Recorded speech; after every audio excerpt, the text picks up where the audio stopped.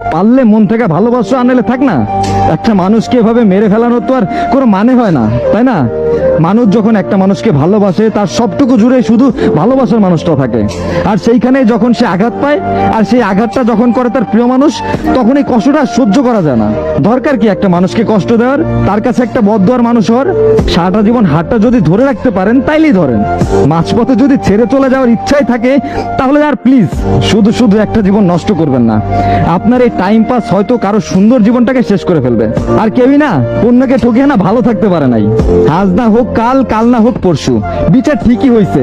হতে পারে কেউ তাড়াতাড়ি পাইছে, কেউ বা দেরিতে, কিন্তু বিচার ঠিকই পাইছে। একটা মানুষকে ঠকানোর শাস্তি সে অবশ্যই পাবে, সেটা আজ হোক বা কাল।